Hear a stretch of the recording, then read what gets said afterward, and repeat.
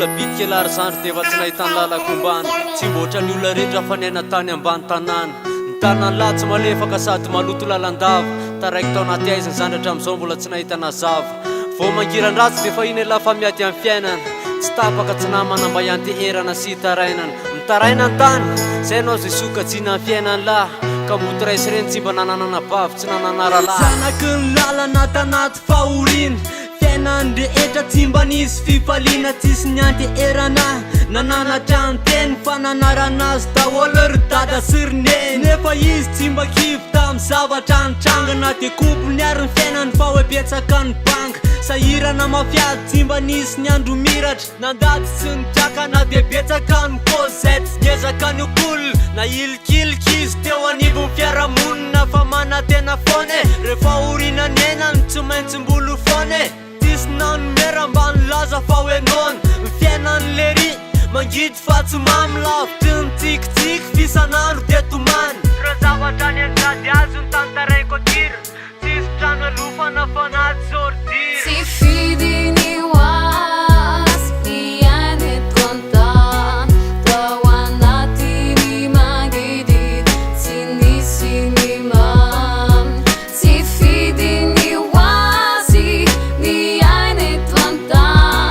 tawanati ni magidi sini sini mam Lolo sokobe defa niovany tantara lasa tompony tanàna tsy nasiny lagy re zavatra nandalo tsy mba lasa kristianina fa tao vao mainka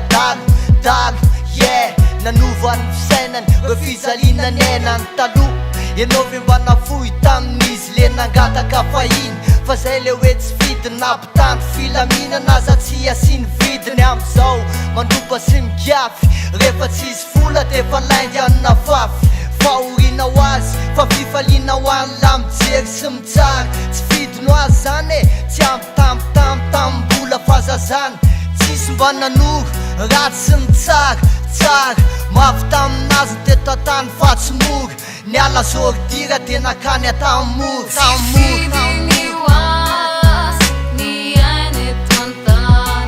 tawanati ni magidi sini sini mam si fidi ni wasi piane tonta tawanati ni magidi sini sini mam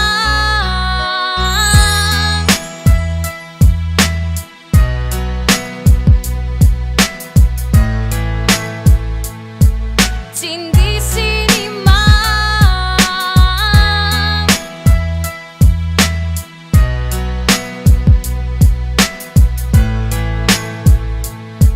Cindy City Mom